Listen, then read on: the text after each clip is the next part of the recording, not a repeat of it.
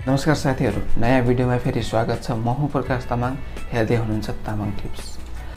साथीहरु, आजको यो भिडियोमा तपाईहरुले थम्बनेल हेरेर पनि थाहा पाइसक्नुभयो होला। मैले चाहिँ आजको यो भिडियोमा डिस्कस गर्ने छु राम्रो न्यूज हो र यो आउँदो 17 गतेदेखि विदेशमा रहने जति पनि नेपालीहरु छन्, हामी नेपालीहरुको लागि एकदमै राम्रो न्यूज छ।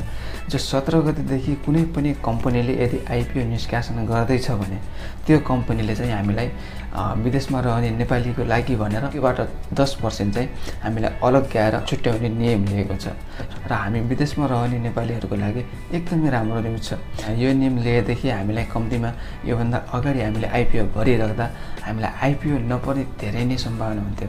आइपीओ पर्दैन थियो हैन। यदि हामीले 10-15 आइपीओ भर्यौं भने एउटा आइपीओ कताकतिबाट पर्ने सम्भावना हुन्थ्यो र अहिले चाहिँ यो नियम लिइसकेपछि कम्तीमा हामी विदेशमा रहने नेपालीहरुको लागि चाहिँ एकदमै आइपीओ पनि धेरै सम्भावना छ र आइपीओ मा चाहिँ हामीले कम्तीमा 1000 रुपैयाँ लगानी गरेर तपाईको 50,000 60,000 देखि 1 लाख रुपैयाँसम्म कमाउन सक्ने एकदमै राम्रो अवसर हो र कमाइरहेका छन् पनि। त्यसलाई बितेका समयहरुमा मैले पनि तपाईको 1000 रुपैयाँको आइपीओ परेर चाहिँ 44,500 मैले पनि खुदै कमाएको छु।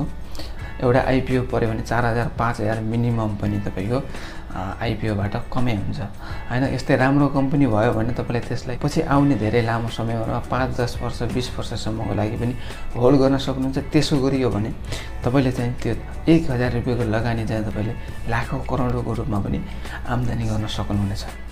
र आइपीओ भन्दै गर्दा कतिपय साथीहरुले यो भिडियो हेर्दै हुनुहुन्छ होला जसलाई आइपीओ को बारेमा थाहा छैन होला हैन। यदि आइपीओ को बारेमा तपाईहरुलाई केही थाहा छैन भने तपाईले चाहिँ युट्युबमा गएर अथवा नेटमा गुगलमा गएर तपाईहरुले आइपीओ भनेको के हो भनेर तपाईहरुले त्यहाँ सर्च गर्नुभयो भने पनि त्यहाँबाट तपाईहरुले जानकारी पाउन सक्नुहुनेछ। यदि मबाट हेर्न चाहनुहुन्छ भने कमेन्ट गर्नु होला, म त्यसको बारेमा पनि तपाईहरुलाई जानकारी गराउँछु। र अब यो हामी विदेशमा रहने नेपालीहरुको लागि आइपीओ निष्कासनको लागि 10% कोटा त अब सरकारले छुट्याइदिने भयो, अब कम्पनीले छुट्याइदिने भयो हैन। अब त्यो आइपीओ भर्नको लागि चाहिँ हामीलाई के आवश्यक पर्छ त त्यसको बारेमा आजको यो भिडियोमा जानकारी दिन्छु। यो भन्दा अगाडि चाहिँ हामीले आइपीओ भर्दा हामीलाई आवश्यक के पर्थ्यो भने हामीलाई एउटा ब्याङ्कमा सेभिङ अकाउन्ट चाहिन्थ्यो। शेयरको कारोबार गर्नको लागि हामीले खोल्नै पर्ने हुन्छ, जो चाहिँ डिम्याट अकाउन्ट। अब अर्को चाहिँ डिम्याट अकाउन्ट भइसक्यो भने हामीले मेरो शेयरमा पनि अकाउन्ट बनाउनु पर्ने हुन्थ्यो, एउटा मेरो शेयरको अकाउन्ट पनि खोल्न पर्ने हुन्थ्यो।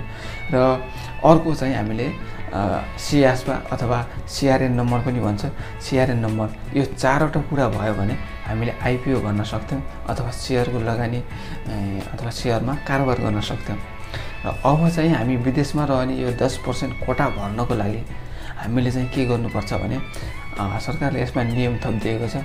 जो हामीलाई चाहिँ पहिलो चाहिन्थ्यो ब्याङ्कमा सेभिङ अकाउन्ट भनेर चाहिन्थ्यो, त्यो अकाउन्ट नभए पनि हुन्छ र त्यसको ठाउँमा चाहिँ हामीले एउटा रेमिटान्स अकाउन्ट भनेर हैन, जो रेमिटान्स अकाउन्ट जस्तो ब्याङ्कहरुमा पनि अलग्गै रेमिटान्स अकाउन्ट भनेर खोल्न पाइन्छ र त्यो रेमिटान्स अकाउन्टको आवश्यकता पर्छ।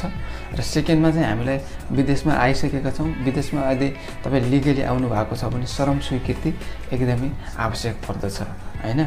यो दुईवटा कुरा थपिएको छ र साथमा सरकारले के पनि भनेको छ भने रेमिटान्स अकाउन्टमा तपाईले पछिल्लो 6 महिनामा कम्तीमा पनि तपाईले 50,000 को ट्रान्ज्याक्सन गरेको हुनु पर्यो अथवा तपाईले विदेशबाट त्यो रेमिटान्स अकाउन्टमा 50,000 मिनिमम पनि, त्योभन्दा धेरै त तपाईले आफ्नो कारोबार जति पनि गर्न सक्नुहुन्छ, तर चाहिँ मिनिमम चाहिँ 50,000 सम्मको तपाईले 6 महिनामा ट्रान्ज्याक्सन गरेको हुनु पर्यो।